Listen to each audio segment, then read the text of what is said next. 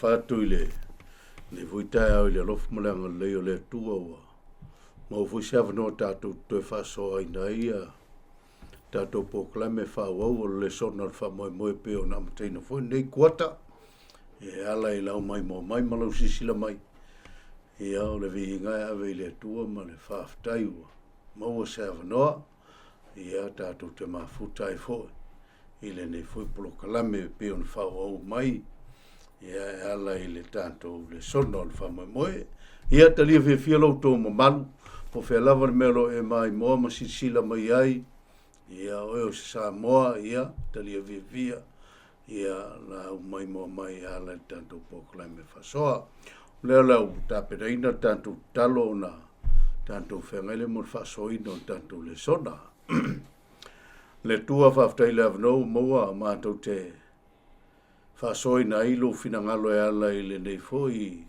polo kolame fa wau le sono fa moe le nei foi wa mata nei kuata le tuo mantu sau ni foi fa soa ia sei si vai ngalo fioga ala ile sui no le tu so efeso mantu talo ile fio o le puno le anta mai mal poto so soani o una fai au ngalo un fai feau ia setu on to ina ia tasi le tua ia ai a foi le mai mo mai o nei o tangata ia ia le anga le ma le lo fola o fio i la mato fa soma ma mato poklame tau ave o le nei aso o no lo suafa o mato o le mvala o tuaine amen atal vatu i lo sunga ia ai a on ne vuta lo sunga fai fai ia setu a pe voile sunga ia tas ia talofa talfalava ia ma role soifua lau lei lau sunga kai le li u ka ko fisia fa mo ngai kai fo ia fa fo ia li inga mal fa tai le tua manguia la fa so ngai kai au ai e te loa e mai mo mai o lea wa amatai na fo nei kuata tatu tanoi nai tu se la apostolo i le kalesi feso o stasine kalesia ma stasine yo o ai pito silion tamau ainga i te me loma ia mapito i silion tele ai le ngata i le o se tasi o ai tele mo me o tapo inga fa pau ma tu ss ia pe ona tau e foi le tu o le tiana i feso ia o nita ia la vato le fa so lo suga ile nita se fai me se fa tau tonga o tu se feso i po fel no foanga tu si mai ai ia o le a foi se sindi o tu ia o tusi le apostolo ia le fea fa to ia feso ia fa so mai o sunga fe fea mal sunga fe sunga toida ia fa kai mo le ava ngo tu ina pa to mai pe on fa au tu ina ile so nga nei kwata e feso ia o le talaanga o le nei fa mo mal fea au fa to mo le au kelsia ia pese i o a taulo e feso risile e kalesia o lo tusi fa pitoa le tu tusi fa linga le lo tusi na tusi apostolo le nu tu fo patam na ia tusi le tusi ave le kalesia fia ia feso langa ka wa e feso i mea le ma mea kele ma mea matango fia no ia faia a fa mai fa punga le angelu ia yoane ka ia efeso wa ia si me kiki wa kupu ya ke o le me kiki wa e tu ole le ulu wa ia lofa ila efeso le la tato fa so ina ile nei kwata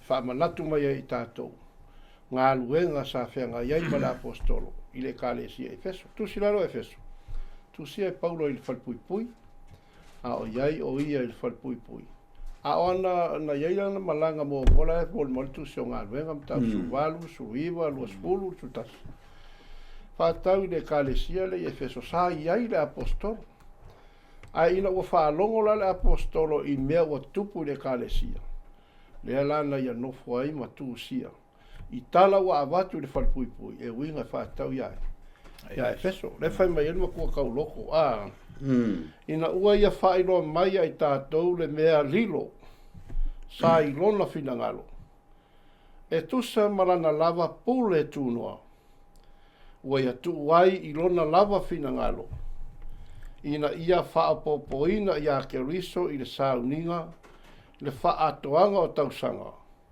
o i latou uma lava o i le lagi atoa ma i latou o i le lalolagi tufatasiga e le apostolo Paulo le finagalo le atua ina ia mautinoa ai e le tagata le fa'amaoni o le fe'au lea na ulua'i folafola le apostolo Paulo e fa'atatau ia Iesu Keriso o lē na toetū o lē na maliu ma lē ua toetū ma soifua o lo'o i le lagi i le o gatotonu o ia mea uma tu'ufatasia ia le atua lona finagalo ina ia ola le tagata i le fa'atuatua ia Iesu Keriso ae aua ne'ia le'i fano le lana toetusi fa'amanatu mai le apostolo Paulo fa'amanatu mai tagata o le ekalesia i Efeso e iai le finagalo fa'apitoa o le atua i le tagata fa'apitoa e fa'atuatua ma talitonu ia Iesu ia si vaega le fa'apopo atu vaega le tatou le sola fa'ataunugaluega le apostolo Paulo e le'i galo ia Paulo tagata o le ekalesia i Efeso ai ia o te ilo lewa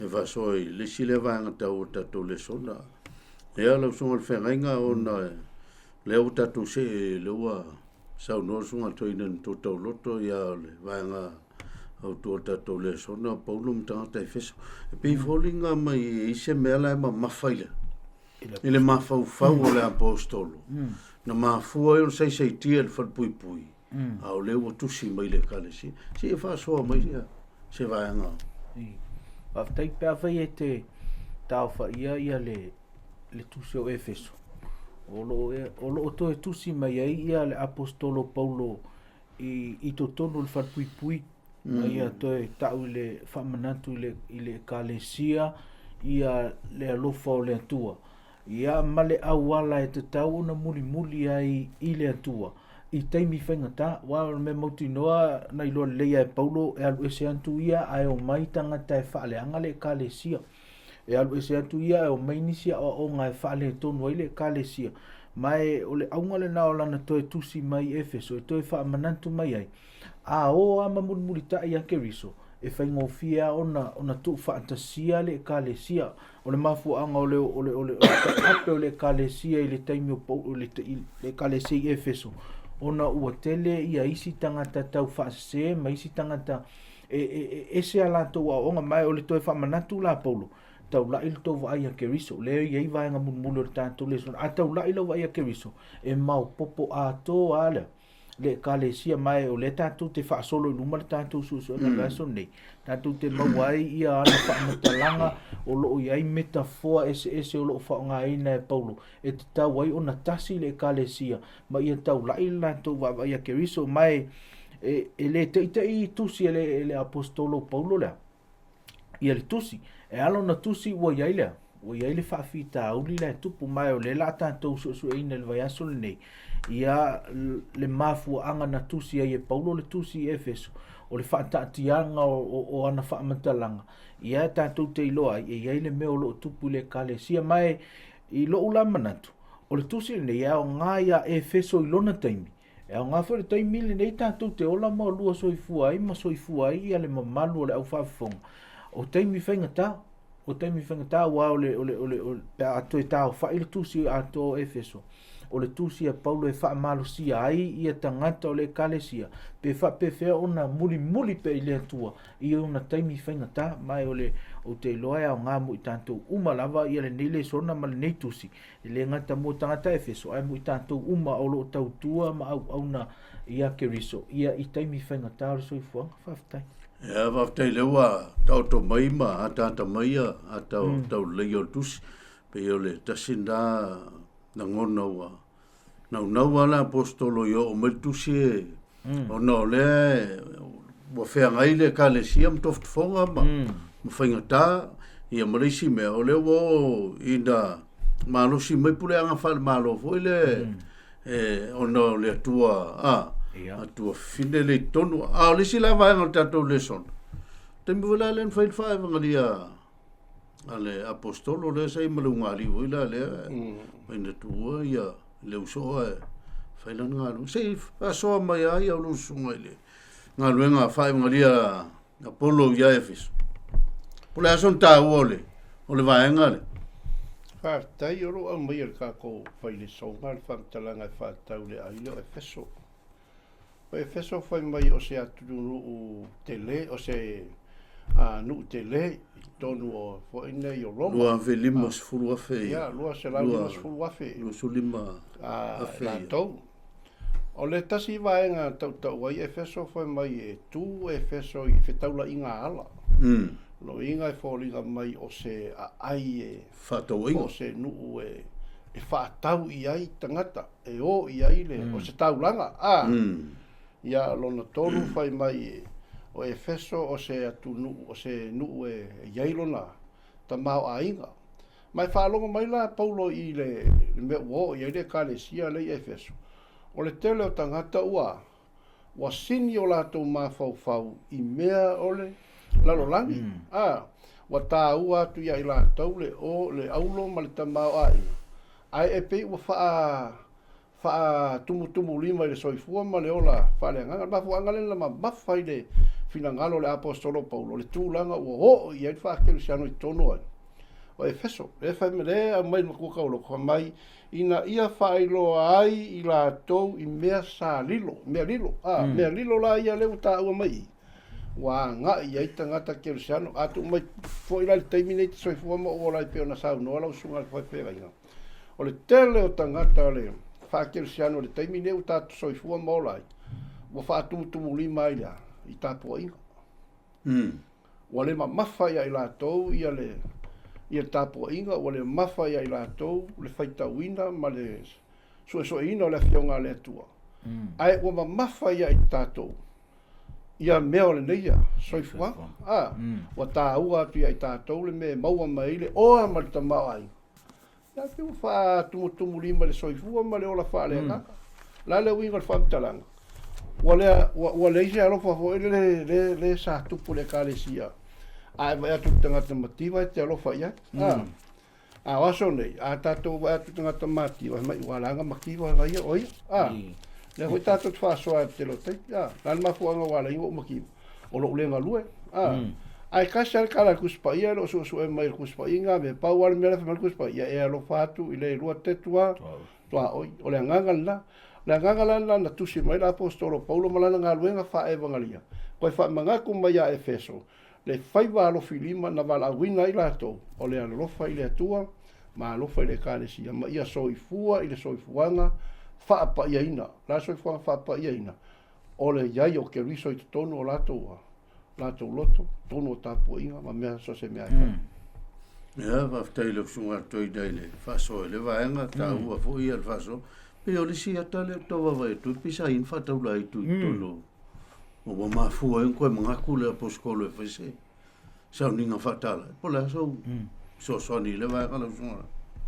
E vei tātou te mai tauina o le kalesia le i Efeso sa whaatuina e le tangata neo Paulo. Ia, e le umi so na taimi o na toi alu ese loa lea mai le kalesia. Ai tu ia, mai tau mai o le kalesia e tumu i o na nofoanga le tu le kalesia. O le ai e tumu i tangata ese tumu i tangata whapaupau ma tapua inga i le afu. Ile atua fo ile o Tiana lona winga e te maua i ia le mena tupu ile kalesia lona winga o tau pe ona sau norso o tau malifa atu la lato o nanga i me maua matupu le soifo e te maua i foi e tangata lato te ele ngata o lato faua o e tapua ile malu le meolo i Tiana ai fau i lato ia wala tau faua ma whaatau le muli mai ia le tātou le whaasoa i le vaenga rena. Ai le ngata ilea, pia feite me tau wina ia le wapei o le pisinisi le kālesi e le teimi lea e iai fo i tangata whai mai e lātou tea. Na o lātou tala ia ke riso, ai e se la lātou whauinga ina whai mai. Wo lātou tu lia te moni, e mana lātou whaamatalanga whai mai. Matou te tulia te moni i le suafa o ke riso le ta la ia. Ta la ia Paulo ona la tu lo Paulo ma fa so ia le ai. E le fa pena le fa ngolea. O le tapua inga i le antua ia ma le ma le whainga o le wha evangalia, e fua i le lua mafutanga mai, ma ke riso, e le va pe te aluatu ta uatu iai, e te le e tātou te mau e tātou su enga vaso le whanau o tangata fui leo ai. Whanau o seva a, whamai e le whamatalanga le ana matua matanga le mena, na o iai, o tā lai whamai, i le suafa o ke riso le tā lai e paulo, mātou te tuli e te mun whamai le whamatalanga, o no mai lo leo te mun niwa, ua matua whaatinga ina leo li ia na tamu mo e le inia. Ni ofu se itu lo wa ia le whamatalanga, o lono winga o le whaevangalia le tamu whai paulo e ave i le kalesia i Efeso. E le whaapea e iai ia se middleman, wan me mo ni ale na whaongala o li ia ke riso, le ta la ia, e paulo, ave mai paulo, le ai e le whaapea na whainga lea, o le o le o le lua vaa ma ke riso. Ia e mawhai e ona e manu malo ina ia la, le anganga mai o le lui whanā mo i tātou le taimini nei a, o le tele o tātou, e tātou te wha moe lo tātou whaoletanga, i le tatalo o tātou mātua, niso teime wha moe tātou whaoletanga, i le tatalo o le whaifi au, ai o le mea moni a le tau whai paulo e tau i Efeso, o lou ngalue mo ke riso, tu usa o iai, ia ke riso e le va pe te alu e tāla ia le suafo Iesu le tāla i tia, e lewa pena e lewa pefu e te wha moe se i te talo tia o na manuia leo ai o lona a inga malana whanau ia ai ole e vangalia le tamu whai ia paulo e tau i le kale se i Efeso e te tau ona le lua mafutanga ma ke riso ona whaonga ina leo o e ke riso i se awala whapitoa ai ole mewana le tupu i tangata ke risiano i le taimile nei e pei e whapenale le taualunga le mea, e wha moe i leisi tangata, a le eise whaifi au le kalesia, a pesoli.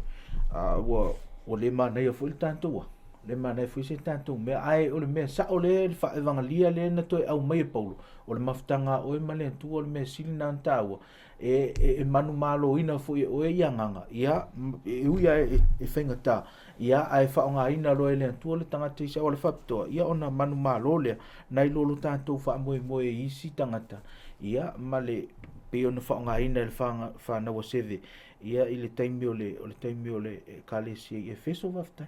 Siwa inga ta ua le whamanu, le mai pai ka koleso. Te singa me ngā inga whama mawhal kusera po skolo pau. Tangata Efeso, ranga sa i le kua whinge leo a te misi. Te misi ma. Lea mai, ta mai. E te misi, ta ua o le tina, o le atua. O i la le whamafa, umlau whaalua paulo, wa te le tangata o le kalesia. Wa ngā i le atua whine le mwhai mai, e siri lava ia. Tiana le atua Efeso. Ia peo se lui foi le mo tātou, o le whesiri, a ingi meo siri a kākou, ngai vai kau soifua, ngai soifua mo olai.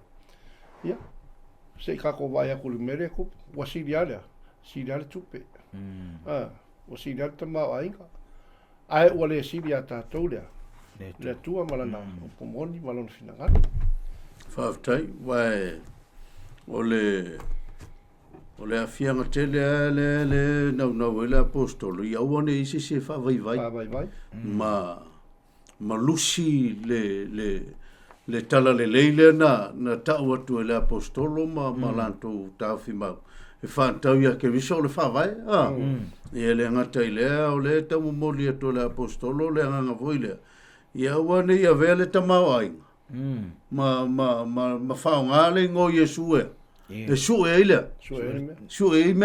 wa merna le tupu ile to e watu ile fe whavangalia le ona ofi mai merna i tono lo ole le si vai ngata o tato le sonda mole fa o ina o tanto tem ole vavao le vesi ile fale mataga ia o ila le la ka ko vavai lo ile kuala le wa fa mai e fai me se la lua fikule le maulunga o foi le ia e fau mo meu ma mola yo me pai ma yo me yo ma mola mo ma vele a matau me le ma fai ngo ele me le ele me fina tai walanga o le me o tu pa vai nei la foi tau le so na e pe wa vele tua le walanto tanto nuita o le tua le pui ai la to o ana ile malo male nu leo Efeso. Ua pifolinga mai ua kasi lako vavaia. Ia tiana ye, mafuanga lako pese voi la lea. Ua sili tiana ife. Sili tiana ye. I Efeso, o leo ua pifolinga mai o le lako focus. Le ana ua afia i male kale sia. Ia o mafuanga la le o la vava o le tano e tatole so. Ma vava o no wingo se si mafuanga ua. Pispisa o tanga. Kai. A ka ulo le upulo le vava o kaua. O misa. Fe vai a iga. I le mea ua kupu le kale sia kensianga o le akua. I le a mai kusira ngā luenga le kala i ka kufunga ho e leo Timotiu. Timotiu le fai mai o ia o le tangata fai fale. Ka muka. I mea kau maamola ma mea kau aulo. Le ngā fausia ai le malu le o Efeso tiana. Le se lau o fiku pou. Kai ongos fulfu. Ai ongos fulfuku pou. O se fale sa makaukia. Ma o le fale ua ngā iai ka ngaka e mai moa. I mafuanga le ngā ringa kumu le ai leo Efeso. O se me o se fale makaanga fausia ngaka le. O le mea langa kupu ngaka lea. Walua ku ngei Paulo malanga kala inga fau lea. Wali iua la ka ngaka ia Paulo. Wa ai aku ia Timotiu. Wa amaka ai o ngā alu ese aku le ka maho a inga sa masangi o ngā maua. E fai ai ngā luenga. Mera lei mafua mai lau kulea. O le vava o ngā kupu fai mai ngā ika rol ka ngaka lea. Mai a sasa i langa au fai ngā luenga. O le fesiri, aisia. Wala i kikil ka maho a inga la kokia. La kokia maua. Aisia. O ngā waka lia ka ngaka lea o ngā lea ngā luaku mo le aposkolo pau. Le fai mai ngā mangako e roka ngaka. E ave ese ia le ka ngaka o Paulo mai kongo lea. Mai kongo Efeso. O ngā ua ngau ka ngaka. Kaka ia e ngau le oa ma ka mau ainga. O wa faa i ki ia ka mau ainga. Ai maa ngai ia whamkaranga lea mai le kusi leo. Leo ki whaikau inga whai mai. Ngā ruenga le lua sur whai mai. Ai o te le manatua se tasi mea. O loo lava o la foi. O te le nau iai. Sei o wha uma lo moe ma le oli. A toa ma le whaiwa. Ua o maua mai le ali. O le fasili. O la le whaiwa ua maua mai le apostolo. Nga whamakala ia Paulo ile. Wala le mafuanga nga maua ia kia riso. O ia sa wai le kare sia peo. Mera leo whai Timotiu. Nga ia alu ka koso mai ka ngaka mai whea. Mai le loku lea. A mai kongo le mere mga o ia. Ia le ho. Pei kai e koe luaku langa o sa whainga mulmuri. Ai wala au mai lole kua ia ki. Le lau whamakara le apostolo Paulo. Le wala au na wala au daio e whamai Paulo. O ke le wha vai. Aia o ke mo e pungo wai. Inga ia wha uma loo wala au lia. Mai whea, mai dali. O le whea au ngā mo kako. O ai ka ngaka o le kare sia ma lau ke siango. Wa amaka o ngā wha vai o ngā mea i o le lalulangi. E le isi kako wha maunga e mau hai. O le whaukuanga le kuspa ia. Kako ke maua mea uma, pe a kako maua Yesu. Ma ka yo yongo kol. A ia o tau wa isa ili ni maalo lea tua, malana mea o tono, o nā lea. Wha popo, mai mea uma ia kako. Ia swa soa kule wa kusa ma le vaenga lea. O le vava o i mea o leo langa, ma le vesi. E fua mo hal mea kako e maua. Al kako vava o ma mori mau mo Yesu. E le fua moa, ai wha vau, kako wha mau yanga. Wa ka penga le kua mo kako. Ja, whaaftei lau sunga atoida. Se whaia sau whamkalanga li lau sunga whainga wai. Wawa mai pe, lua e kula o whaile. Lewe vesi le maalalanga ngaka e sili tianai. Ia whasei whaia sau whamkalanga le o ngonga o le. O le whainga le. O le meu tupu. Ua milo fatasi e le waenga ia le tua. Mantua o Efeso e le tasi so lantua. O lantua Paulo matatanunga e tasi le tua. Ai o Efeso e tele lantua tua. Ai pi sili a le tua leo. O tiana. O le mele ufai e tangata leo te mtiu le na fai. Matua holan pisi nisi a tangata i le whaupu o le ngata i le tua tele i le manumalu. au fau fo ia tama ia tu fo ile ma fa tau ola la lan pisinisi ala tu lo paulo failan fa mtalanga tu te lo tu o le tu ele fe inia ini lima ele o se tu fe ini lima o le tu ya e fio le langi na te na o ia na fa ia ta to wa te lo tanga te liu ya paulo ngaulo mal pisinisi tanga lea ona fa sanga I folo lea ia o tam failo ya e tuli ese paulo ia au le to telefo tangata wa ala langa me si dia ia tiana Efeso ono lo lanto tatonunga ia o le lanto pisinisi le saola wa amata na ngau atu ai o tam fa tangata ia to fa foi me pisinisi ai nei le so na tam fa te na umo mai le so na le ia taimi e tu sa peta tu te le ifo tupua ai ma fai ona o tanto avea isi tangata e fai mata tu pua a man tu ina le o le ia poka la me foi a America ma isi atu le fai le American Idol a pio le tangata na laua va ai mo lunga ia a o le mena le tupu ke risiano te mi nei mai kalesia ua fai fe au ia mai si foi tangata wala tu manatu e sili atu malatu Idol a o le temi ala e fa Idol e tanto ia le fai fe au ia lona winga wale alu vi inga ile tua au alu le il fai au le walu fai la unga le manatu la tola e sili anto ai tangata uma fa pena uma le mele tupu le ile kale si e Efeso man tu ol tu si Efeso e au ngai tangata Efeso tem na nga foi ia ia tanto wa a fai ise tangata e fa sili e se e matua se ya e tanga e au lotu e pe va ai il fai au le mai soli o le fai au sili ale o lawa ea wa e fai tangata le ma Idol le ma fu ion fa le tonu le e lo tone tu mata ape ona wa fa Idol tanto ia la le mele tauna ona o tauna ave le vi inga le anga o le vi inga ea e na o le tua ai fai tanto o meio Idol na mo tanto fa po ea e fai le American Idol o isi atu nu e fai e te fa Idol ina lo se tangata ia ua maua o el mele tupu Efeso ua sili ia tiana lo no vingo va pe o pawa le fe au paulo fe la unga e sili al me sa o e sili le tu a le ngata le o le manatu o le tangata le te mitiu o le na te fa nga ina le tal tonunga le e mawela na tupe pe fa ina la na pisi ia fa ngale ngo e o le sina me le anga le tupu le e kale sia ke visiano te mi nei a o la tu fa nga ina le sua fo Yesu e ai le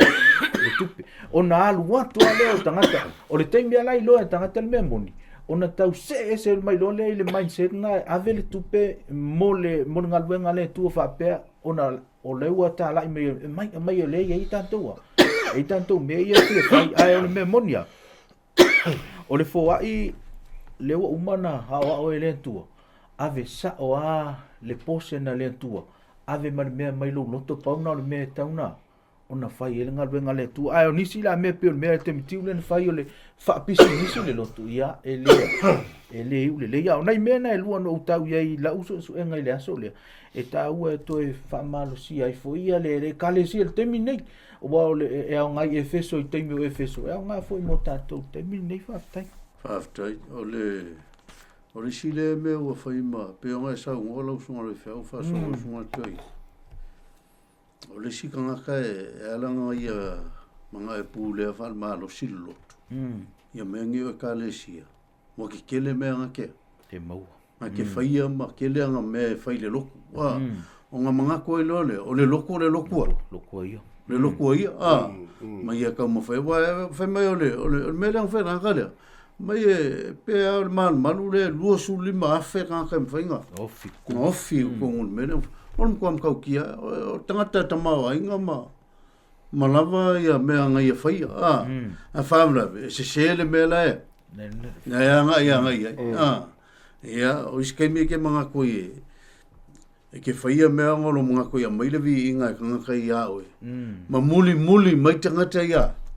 Ia, e lo le walanga ka ko fai o le mela le ko kam fai paule mo moli ku kanga ia aua lava ngi ko singa i kanga ma ko singa i me fai kanga ai e fo ia ke risole le anga wala wina i lātou maka lea maka mua ma le lua markolu o lai kau kala i kaimi kuai o tangata Efes ia wa o le kalesi maka pula e whāli mama leo i leo koe mai e le swinga leo wanga i le kalesi le la kakawawai whalongo i tusi i Efeso ia se waso mai ia no sunga toida ia ma le sunga i le whenga au mai whaile songa whaalongo i le kusi o Efeso o longa wingo lea upu whaalongo ma whai lea mai whaukuanga le i lalo i whai mai whai kau le kusi o Efeso ma lea ma le leo kele ia langonga e kanga ka uma le ka ua o mea lai kukongo le kusi o ai Efeso langa o irenga makua ave i le apostolo Paulo le kalesia e ave i le kua i mea ua ka penga masau ngia i le kua moka ngaka ka puai moka ngaka e fia iai le wha mauianga o le ola e wha mabau o le mea la le mai lupo lufu kasi o le Efeso le lima ia usi kai i lea i le tua ale mai ia usi tai i le tasi ma le matau i le tua o le mea la le whai mai e wha longo i le kusi o Efeso o i le au mai e se fe au whapikoa mo oe ma au makako uma whalongo le tasi lo winga le ngā mea le whalongo whaloalo awa ma ave iai lea le whamua usi kai ma whalongo le tasi i lea i lea tua au mai lola i o lau ia mai la whapalua suma lua mai o tau whawhine i o tau siusta i atu ia o tau wa tane o le i o lea ma le pongaki lea leua mai la apostolo Paulo i le kalesia i Efeso o lau kiuke ma lau kiuke o kouki ngā na le kou kiuke whai whalongo i kange ai ale kaiminge i kanga i whawhinge wa le whalongo i kange au kaukalaiki ma hoso ma whaari i kange e sa ea pasta pe ele sa o kili ai kauange ia a le whai por kalama i kako malo ma malo umo laulangi o le sawa ingo ki ngā maka mai kai ai le eise por kalama whape o sawa inga ngai a ngai kamalo o luo mo mau inga kamalo sawa inga feu lolo ia o kolua vai la le ka hua ke le fa me fa longo le pusi o Efeso o kou finge ia o kou fa longo ia o kou wa kange ususika ia o kou kange mai awa o le tane o le a o le ulu ia le kalesia o le ulu ia le ai o ke riso foi o le ulu le kalesia o le kale le mai le ko ka fa longo ia Efeso o le wa mai ile kapula ma le fuga i ngai ka ko ia uma fai mai o kou kange ia o kou wa alo lofa ia o kou wa ava e pei o ke riso foi o nga o alofa o ia le kalesia e sa mene amen le aka le ale au fa fonga ma le cristiano o le fa vai mau papa maulea le fa ka kia ma le kusi o Efeso e fausia ia inga fausia i le kalesia fausia i ngu fausia i malo o le ava ma le fa alo e mau ai mea uma mea le lei ai le o mea le anga le ngaka fa mai o kou kange i o kou walo whaki a o kou avai peo ke sifo ngā lofa i le kalesia ai fai upo ka upo yongo fa mua o kou wha ngau i o kou wha longo mau suska i o kou wa ma o kou wale fuale whaka kia mai le kusi o Efeso e au ngā mo ka ngaka uma le kaimi e ki soifua mo olai au wa o kako soifua mo ola i le kaimi o le makanga o le ngeila lo langi ka ko soifua mo lai wa le se fea makai le se fa alo wa fa ma golunga o maka ka yo al kama kiki wa le ava wa le se fa alo wa le ava i makua wa kumul ka ko fal pui la kama ki mi kama ki asia le fire ki o makua a le mai fa kuanga le kusio Efeso fa longo le kusio Efeso o lo o fau ma so lo ye fa kuanga mo le manguia ainga manguia le kalesia al manguia le ku aftai fa so le sunga toida ka ua kele ia mele o tanoi wale kasi le metafora le fa nga le apostolo Paulo o mene o ainga le vale o fatto a faia va ma don of tande ma o le atale o le kalesia nga ia Yesu ia mai si vaenga na e tautala i o tanto le utau ia ai te lole fa solo tato le songa on tato le vainga na i ata fa tu sale ia sa no mai fo sunga toi i le va le fide o le fide ai to na au susta ia pe fo le kalesia alta ma e rofa o susta i lango ke viso o le ulo le kalesia ia ase pe isi o fa so pe tato te se le si vainga le soda ia te loi i le vainga le wa le fa tu le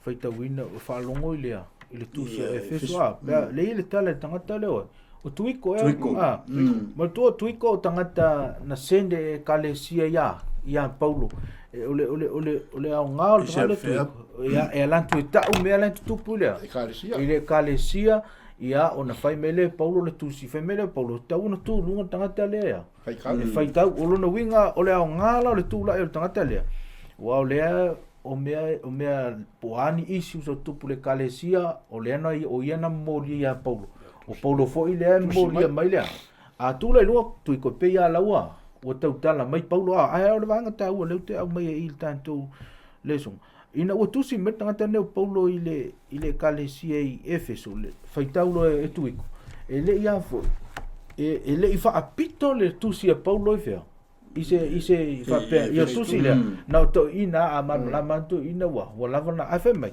e o i tangata polonga o tangata leno no fa tasi le ino la tu tofi na mana o Paulo e fa alongo uma le la na to fa funga le saunanga sunga tuin na matua address Paulo ia vaenga nei na watu matuiko ia ona saulo le o tuiko to au mai o le la anga pe ona saulo le sunga te le anga i luma tanto le son ai ma fai ono tanto va ai i vaenga ia e se fulu ma le tolu le vai ina mai le fai le sona ole tusi al tangata ne o Paulo ole e le ngata e fa au mai lana tusi i ia o onga se le tu tono le tusi le tono le kalesi Efeso se ia o ai iso tangata tai to tasi lona winga ole matua i mana ia ole tusi le ele ngata a mata mai fa sa o onga se le tono le kalesia ai o mai le application e nga mai tangata ole nga lana pe no fa atu ole tusi a Efeso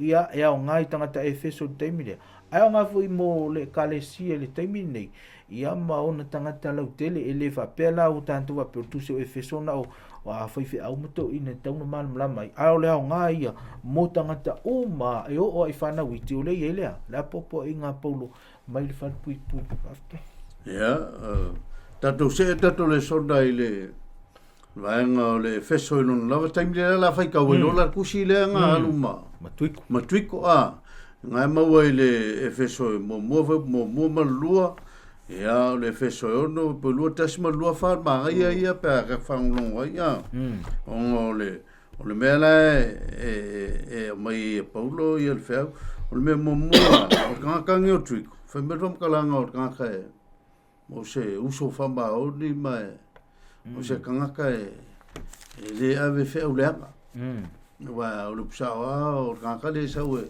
e faia le nga ole pe se ka mai ia so ka inga va Paulo mole kalesia la foi tau ina ia vo polus marcas o trico le uso pele ia mala au na fa maoni le li e fai lo anto ia anto to o me uma ina yo to biloa me uma o ia ta o mea o te faia o wina anto ia anto to no le lava mea ina ia o to biloa a matou mea ma ia whamatala loto ina ai o tau loto kare la kusila leo pe nga saunga e leo mai ia whapikoa na to ina ia po te akono o le kusi o le ave whapikoa ma kare o tono o le kalesia ku mauma le loko lea lea ngā maka e ngana koa lea ngā mai kongo loto wa ma kare le o le sile mele koe kau mo moli mai le whea o le koe manga o Paulo, e koe wha manga koe ka ngaka i lo lako o mai ko kongolo. E lo seisi mea ngā. Ngā o mai ai. Ngā langa o mai le kalesia. O ngā wala ko kalia le whea o Yesu o le whaola. Whautanga. Le sila lea mea le ka moli mai ai e. Me le aposkolo.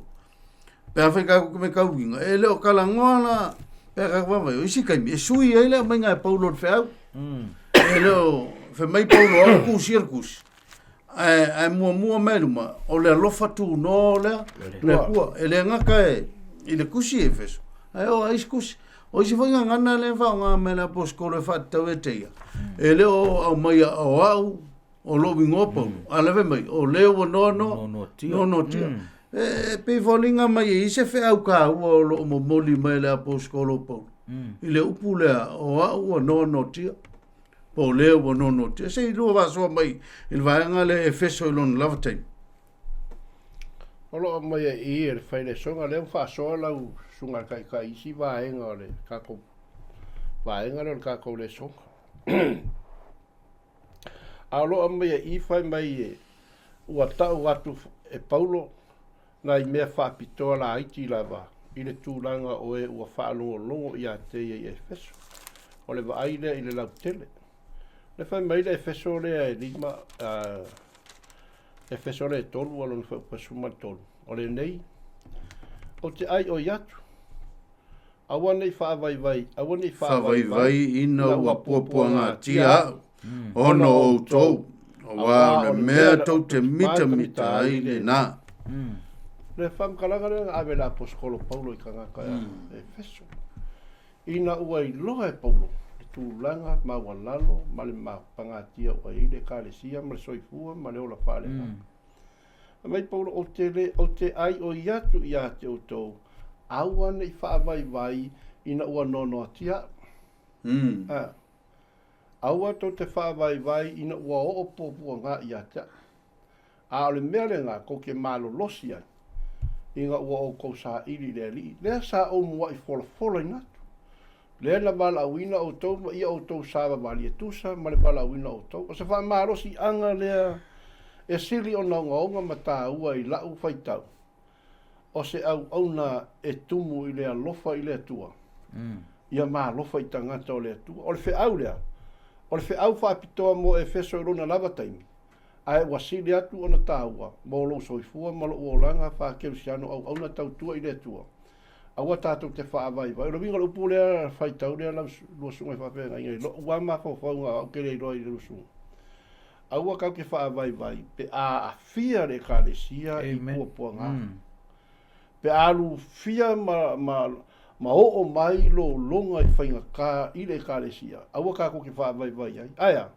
kako wha malolosi aisia leanga o le ou le kālesia o Yesu ke riso kako su e mawhai ma kako wa ai peo lani mea kupu ia Yesu ke riso e ou le kālesia sa solo le leia soifuanga whale angango Yesu sa solo le leia soifuanga whale angango Yesu ainga o Yesu i puapua ngā kako kire i o ia o le fasiri aisia onga e ingosia le kale le ia Yesu onga mea mo mea sao lai fai roa mai Yesu ia kako ma finga ngar fo nga Yesu mo kako ia kako fai le mea sao ma le mea kongo ma le ami o kongo pe ingosia ma kula fo inga kako e kanga a we el kako fa mo o Yesu e o le ngar o Yesu e o le kalesia o Yesu fo e o kako ta ua o le kau le vaenga le nanga e o pe skarfa kai e ia istanga te whaavaivai pe a fia o lantou. Tai po ngisinga. Ngalako kumaka ia iai malako wawai ai. O ngā whape ia lau o lokar ka koukai kai. O ngai leo langonga wari ia. Whaavaivai. Le fia iai fo iau. Pe i whaoringa mai o lea laua momoli mai la poskolo langonga le. O kuk whaavaivai o ngoa. No, tia. Ai a vele mele. Ko ke mas pe ngai sa ngofo.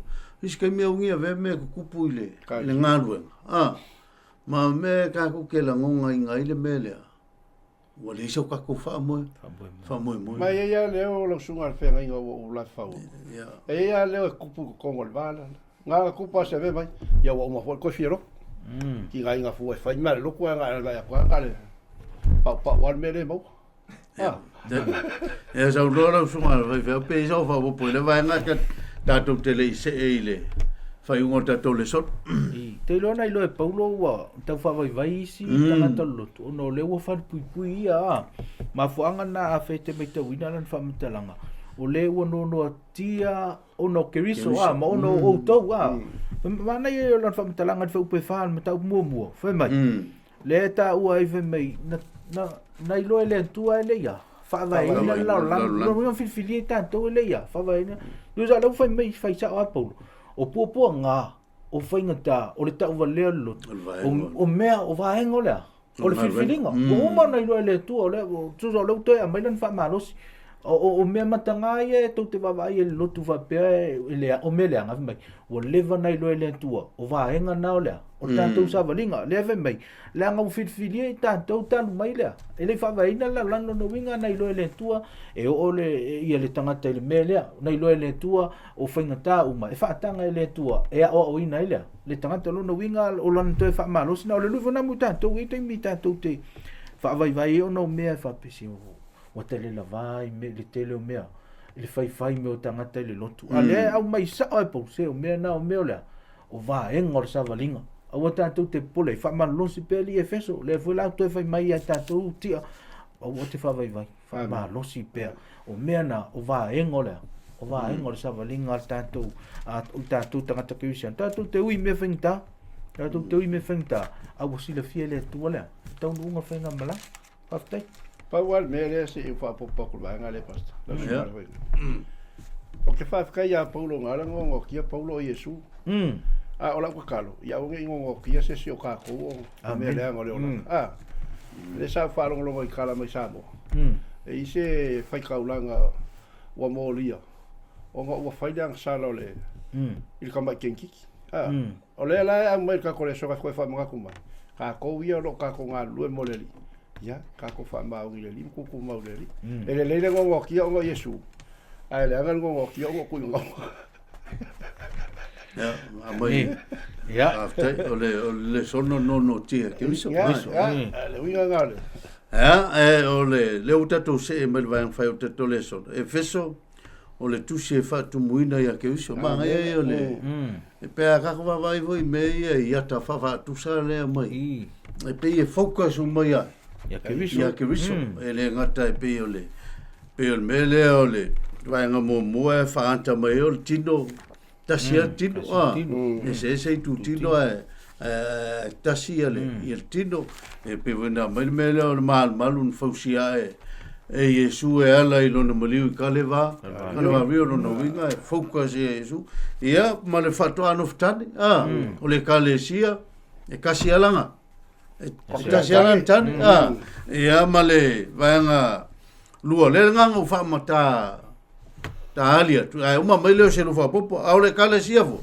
o le kale sia tanga ta tau mo ke viso ia lana peluale na fiona ia ma se lua fa popo fa u tato fa un tato le sona ia ma fa mai ai tato le so ko fa mga kuale ma ko ka lo ko ka ko so ina ua fai loa mai ai tātou le mea lilo sa ilona finangalo e tu sa malana lava pule tunoa na ia tu wai ilona lava finangalo ina ia fa popoina ia keriso i le sauninga i le fa atoanga o tausanga o i lato uma lava o i le langi a atoa ma le lalolangi o le mea lea sai finangalo le tua le fai loa le apostolo Paulo e kalesi e feso ina ia fa atoa ina i tātou fa atasi ma le langi i le ngā luenga o le whaotanga. Sauni ai tātou mo le whaola, mo le fio mai ri.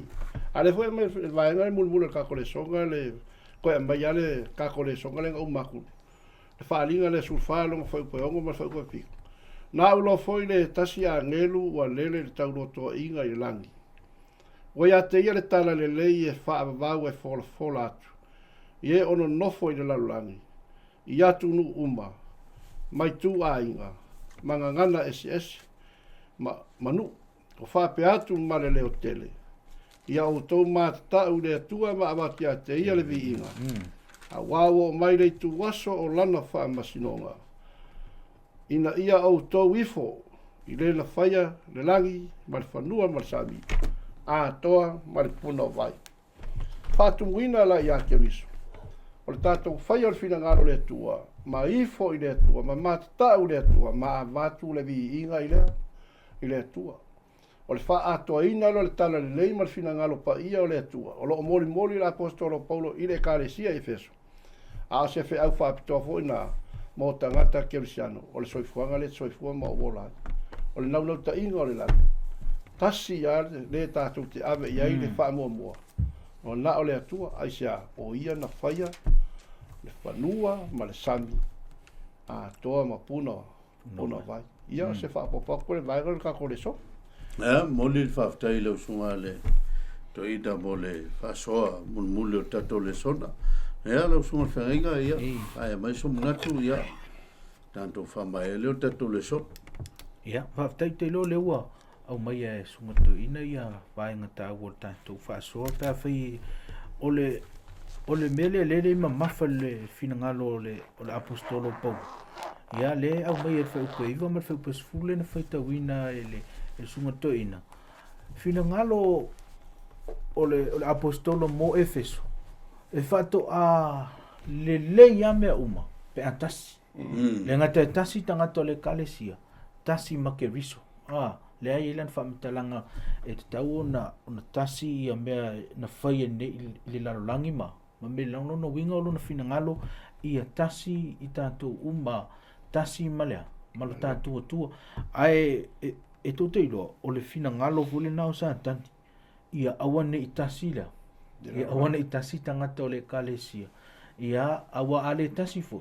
E peifo ia awa fele lea. Le whainga o le tapo inga. Mai o le lui na le uto ea. Te au mai. Uta le a feite meita wina ia ana ata whaatusa nai au mai. O le winga tono ana o lana. O lana o ana whaatusa. Ia tasi lea. Le kalesia. Awane i whapeifo le stangata. E le iso ua. Le iso ua. Awane e whapeifo e lea o ngā oe lea o ngā oe. Ma ave ese me leo lea. O le whailonga tangata. O le sina me tono le kalesia i Efeso. E iai tangata ua. Ua whailonga tangata mai. E le o ave ese avo i amal nātura o le kalesia. Le teimi nei a. O tau ia o mai whia. O tau lea. Mafuanga na e te langona le teimi nei. O le awala na satan. Tamu whewata. E le o tau ea. Ese o tau, ese mātou, o tau whanau i oa mātou whanau i whera. Ine ia, an mafuanga na a whaita mai tawina tu se whaalinga sumar whaalea na whaita wina ele sunga le toina. O le whaalinga na sumar wha, e te tau ona, alu inga ngana uma mātunu uma, o le mea na tau lea, o le tasi, e te lewa ai le lano tangata, te lewa ai po whensa wai, a e te wa ai, o i o lea.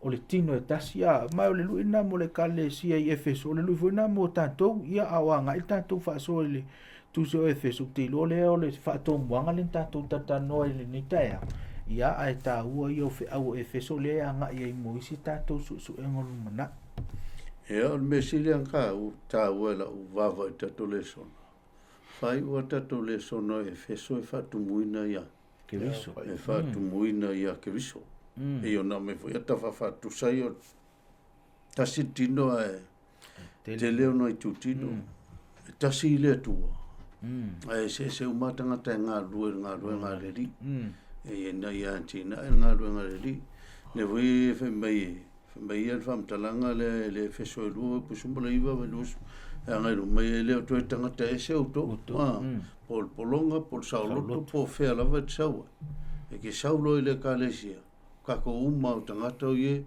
o Yesu. Ia o le sfoi vanga ta ua le meta to le son. E o kako o le kalesia o le whakar aku taimi tātou tea. Whai le inga tele le, o le whai unga le o whai ngā mea. O le whailoa inga le mana mea. Male mana, malana e kalesia. O le fisila o le kalesia. Mele a ringi whai mele maule le whesoi lima. O tau tāne.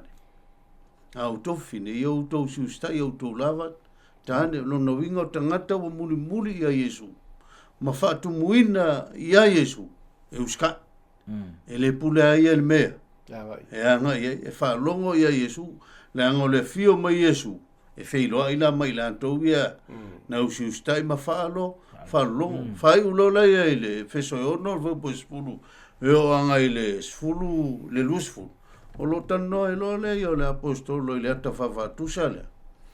O tanto lo to tele i leli. Ma le maa losi o lona mana.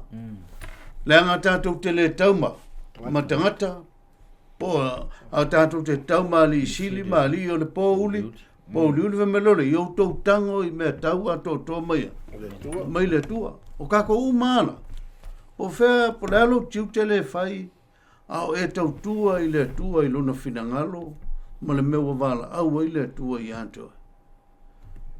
Wa i mea tau e, te tau ai. O e o kakakau. O e o tangata tau, whaonga mea tau le tua.